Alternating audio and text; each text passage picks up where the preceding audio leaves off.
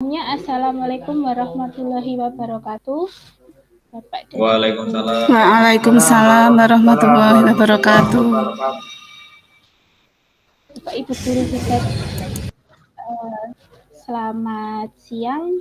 Alhamdulillah kita bisa bertemu secara daring untuk belajar tentang modul ajar pada sekolah PK atau sekolah penggerak.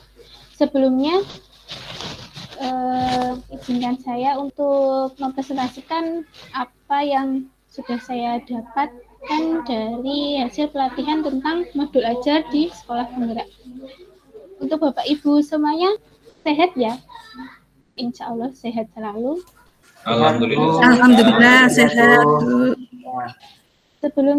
Sebelum saya memaparkan materinya, marilah kita bersama-sama memanjatkan puji dan syukur kepada Tuhan Yang Maha Esa. Semoga kita semua selalu dalam lindungannya dan selalu diberi kesehatan.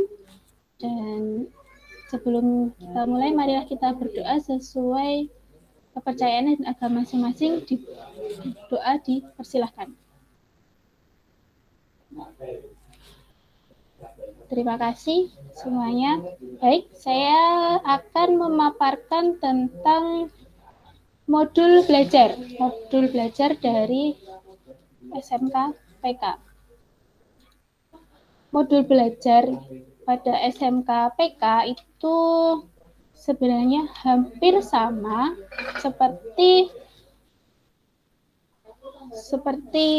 kalau di kurikulum sebelumnya itu bisa disebut dengan RPP.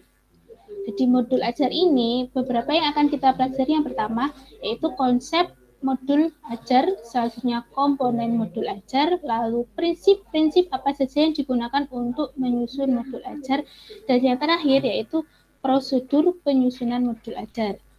Yang pertama, kita akan belajar tentang konsep dan komponen apa saja yang ada di modul ajar.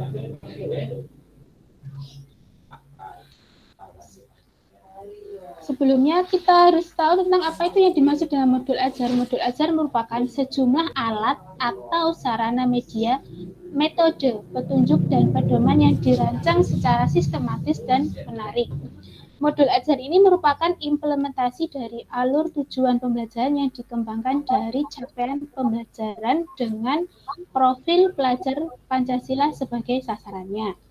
Modul ajar ini disusun sesuai dengan fase atau tahapan dari perkembangan peserta didik, lalu mempertimbangkan hal-hal apa saja yang akan dipelajari sesuai dengan tujuan pembelajaran yang sudah direncanakan sebelumnya dan harus berbasis pada perkembangan jangka panjang.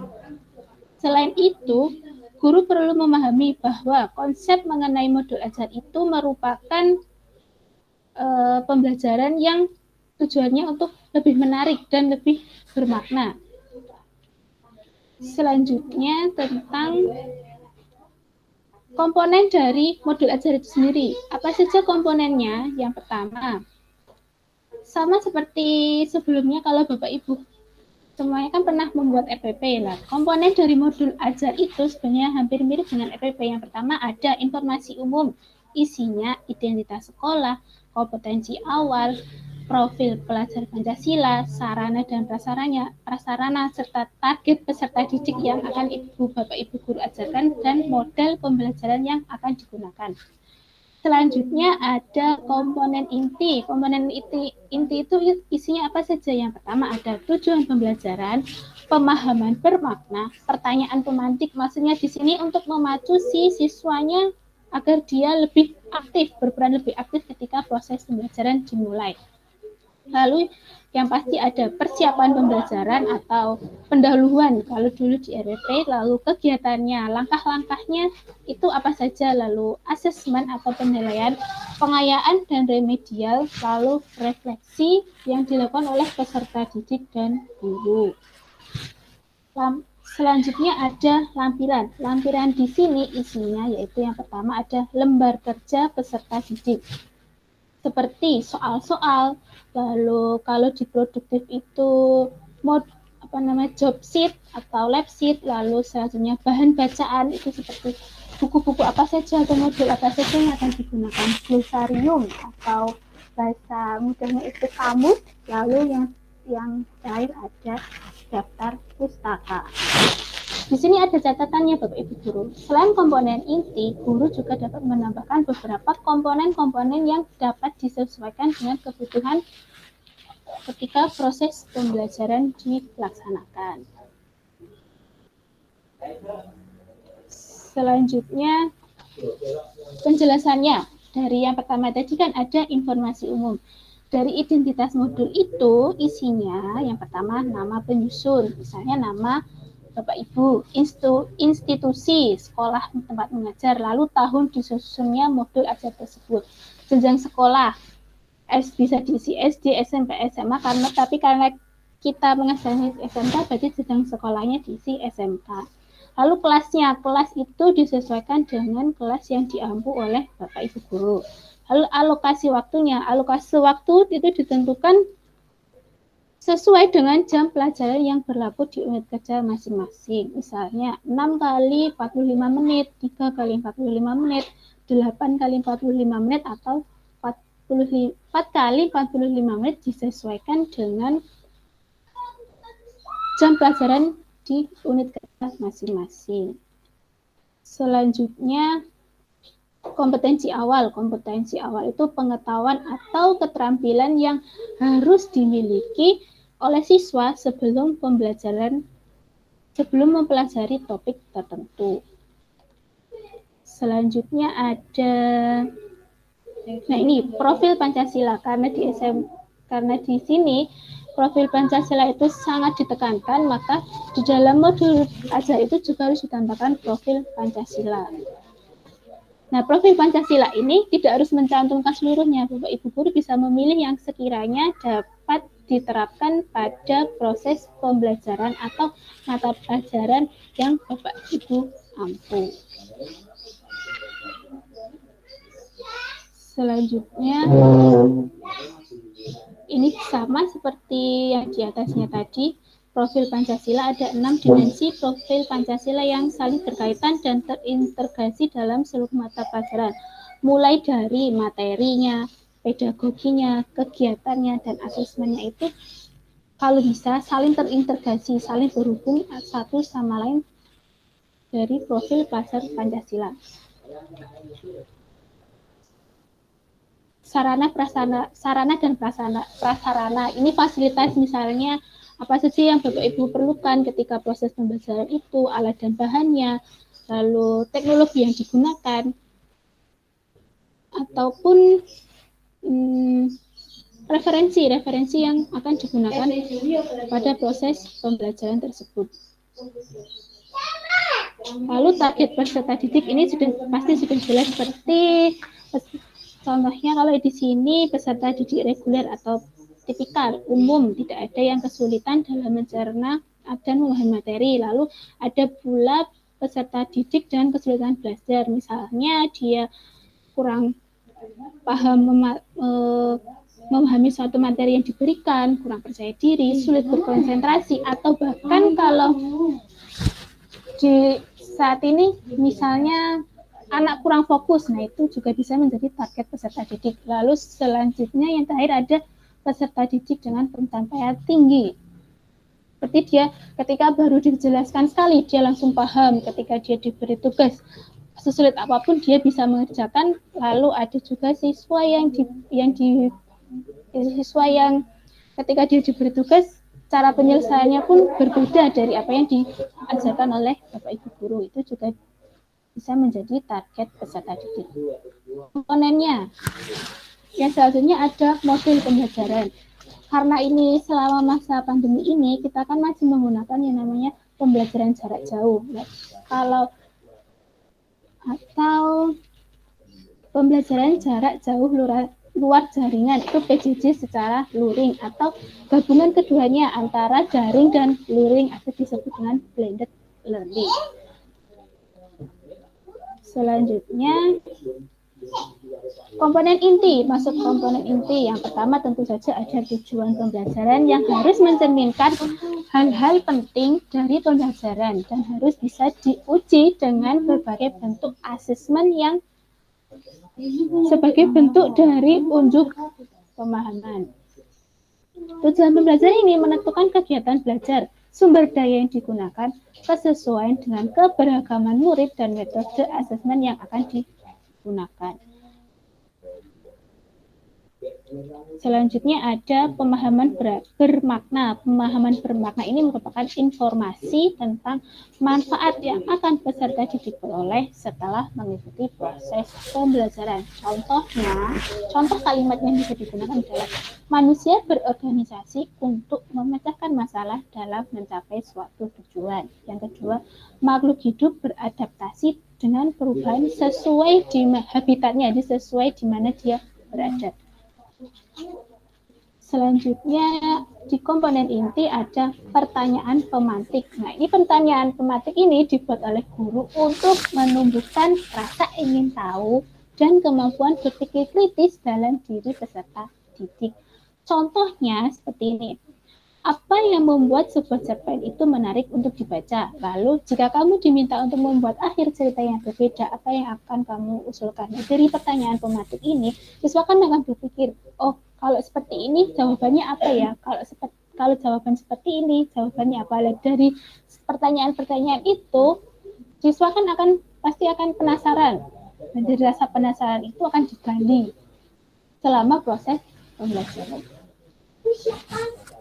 Yang ketiga, kegiatan pembelajaran.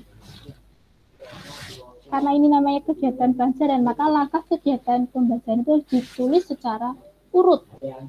Tahap, tapi juga disesuaikan dengan durasi waktu yang digunakan di awal tadi pada alokasi pembelajaran. Jadi biasanya di kegiatan pembelajaran ini ada dibagi beberapa tahap, yaitu pendahuluan, inti, penutup, tapi harus berbasis metode yang pembelajaran secara aktif. Asesmen ini dibagi menjadi 3. Yang pertama, diagnostik yang dilakukan sebelum proses pembelajaran. Lalu formatif itu yang dilakukan selama proses pembelajaran, misalnya soal-soal. Lalu proses selama praktikum, dan yang terakhir ada yang terakhir itu akhir dari proses pembelajaran atau sumatif.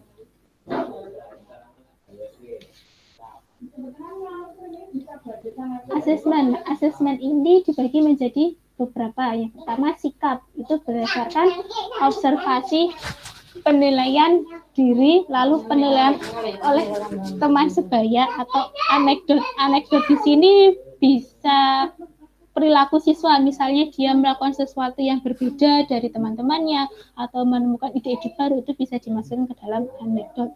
Lalu performa itu misalnya ketika presentasi sikapnya seperti apa, ketika dia menjawab pertanyaan-pertanyaan dari temannya itu seperti apa, lalu kalau produktif ya dia menghasilkan suatu karya, bentuknya seperti apa, lalu tertulis itu seperti Bapak Ibu ketahui sebelumnya pasti tentang esai, contohnya itu esai, pilihan ganda, isian jawaban singkat atau menjawab benar dan salah.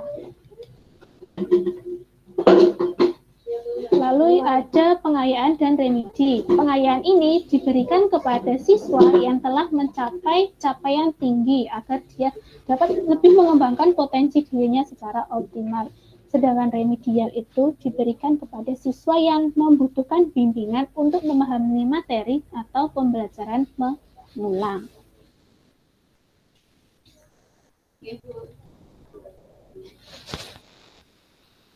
Selanjutnya ada lampiran. Di sini lampiran yang dimasukkan ke dalam komponen modul belajar itu adalah yang pertama ada lembar kerja peserta didik, lalu bahan bacaan guru dan peserta didik, lalu glosarium atau kumpulan istilah-istilah dalam satu bidang secara alfabetikal, atau bisa kamus kecil sebuah misalnya kata-kata yang itu masih asing bagi siswa itu juga bisa dimasukkan ke dalam glosarium. Dan yang terakhir ada daftar pustaka, referensi yang digunakan misalnya buku, majalah, situs internet, atau bahkan dari beberapa narasumber.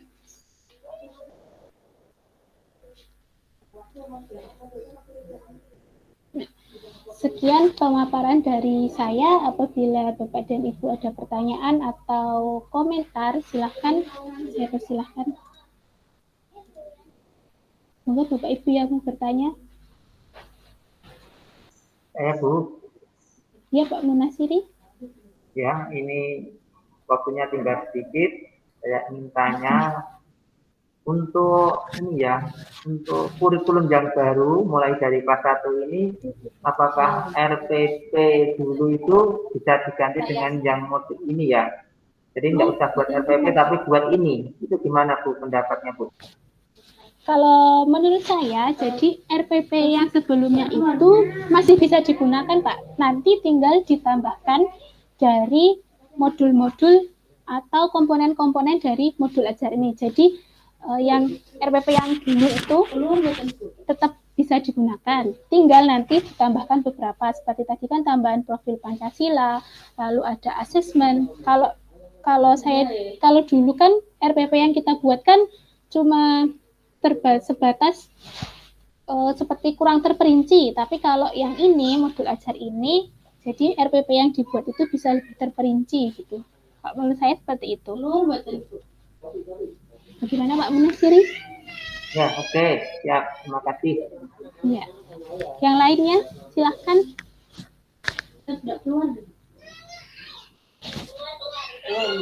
Ya, mungkin cukup Bu. Cukup. Terima kasih Bapak Ibu atas perhatiannya. Apabila saya banyak salah dan semoga apa yang dipaparkan ini bisa bermanfaat bagi kita semua dan bisa bermanfaat untuk kita semua dan bisa kita terapkan untuk siswa-siswa kita sehingga siswa-siswa kita menjadi lebih semakin bagus, semakin baik dan semakin baik. Saya akhiri. Wassalamualaikum warahmatullahi wabarakatuh. Waalaikumsalam warahmatullahi wabarakatuh. Selama pembelajaran atau di sekolah saya mengalami